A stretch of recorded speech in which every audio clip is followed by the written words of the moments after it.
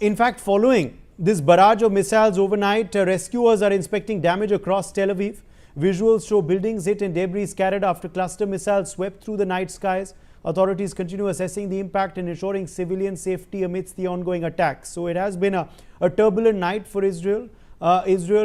Rescuers inspecting damage in Tel Aviv this morning in daylight after the strikes. Ambassador Mukherjee, as these visuals show us. Indeed, this is something which Israel is not used to, and nor is the world, because usually it's been Israel which has done the damage. They wreaked havoc on the poor Palestinians in the Gaza Strip, and they were fairly successful in convincing the international community that they have the necessary firepower and the willpower to impose their will on their neighbors.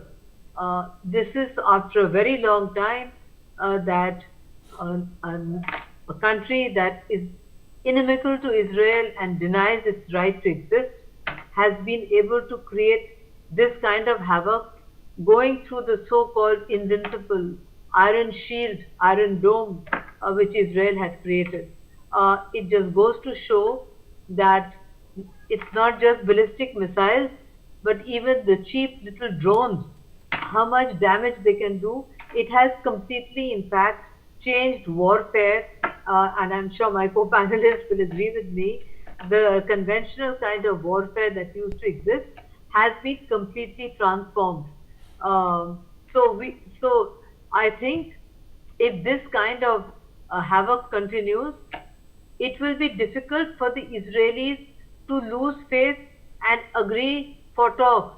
So Iranians should also understand that if they want things to calm down, which many of them do, then there should be a simultaneous calming down on both sides of these kind of strikes, because neither side would want to lose face.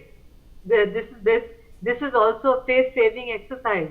Trump cannot lose face, Netanyahu can't lose face, Iran cannot lose face, and Iran's neighbors who have lost face are now threatening to also create havoc on Iran.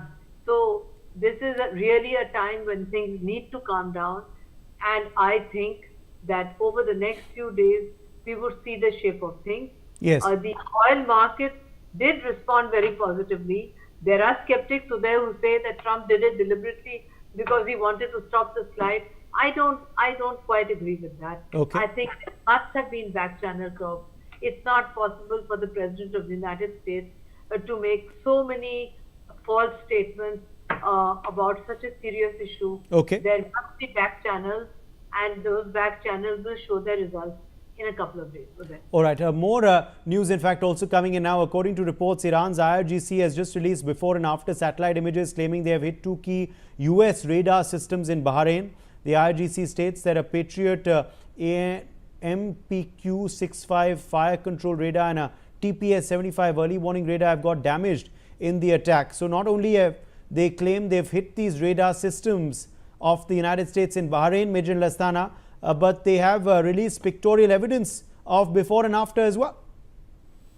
Certainly. In fact, Iranians, when they were targeting, and since they are short of their ammunition, they have prioritized the targets. And in that prioritization, the surveillance targets, that is radars and surveillance systems, all surveillance systems, that takes the highest priority, because that is the one which detects their location of their missile bases, and thereafter bringing an accurate fire on their missile bases. So firstly, they have to actually take on the surveillance systems which are posing a threat to their own arsenal and their launch sites. So that's why they were looking at it. At the same time, they did not had the kind of pinpoint accuracy and that kind of intelligence. So apparently, they have been helped by Russia. They must have been helped by China, because Iran by itself doesn't have that kind of surveillance capability. Such pinpoint strikes, which now they are demonstrating, require a fair amount of, shall I say, tracking capability as well as the surveillance capability. So surveillance as well as tracking, and both are very high tech requirements, and I'm sure they must be helping them. Although I am given to understand that in back channel they have been telling Russians don't help them, and Russians have told them, if you stop helping Ukraine, and we will stop it here, something like that. But as of now, I think Iran is being helped by Russia, at least for the intelligence part of it, as well as quote unquote maybe China too, although they have not shown any signs of that. But then, given the improvement in the targeting of Iran, that indicates that their capacity to pinpoint target has increased. Uday. Yes, in fact, Iran's energy minister now has come out and said Iran's grid is more decentralized than those of Israel and Gulf states, which rely on centralized systems. He's also warned that a small number of strikes could cripple power supplies in countries with centralized grids, highlighting vulnerabilities amidst the ongoing conflict. So this is an important point that Iran, of course, is making, talking about how its grid is decentralized and how that could, of course, be used by them in form of a strike, how it can impact the power supply. Of course, that has been emphasized. Small strikes also could cripple power supply, as this statement, of course, suggests, Ambassador Mukherjee.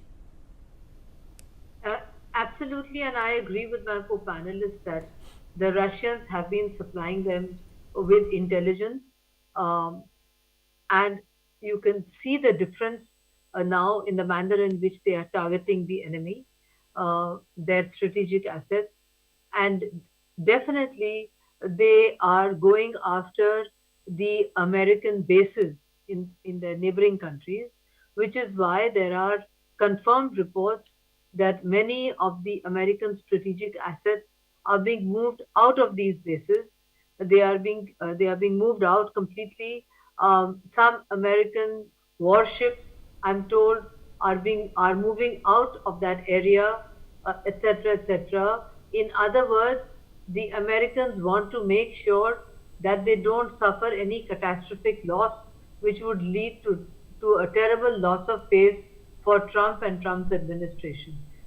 So it would appear to me that the conflict has reached a kind of situation where both sides can inflict great damage on each other, and Iran is in a position to inflict much more targeted damage on Israel, on American strategic assets in its neighbors, and also, as you rightly pointed out, they could also target, for instance, the power grids, for instance, in UAE, etc. Yes. Which is why these countries are also pressurizing the Americans and Trump into agreeing to some agreement, some ceasefire, etc. Okay. That pressure, we saw the result of that pressure yesterday when Trump made that extremely interesting and amazing declaration yesterday.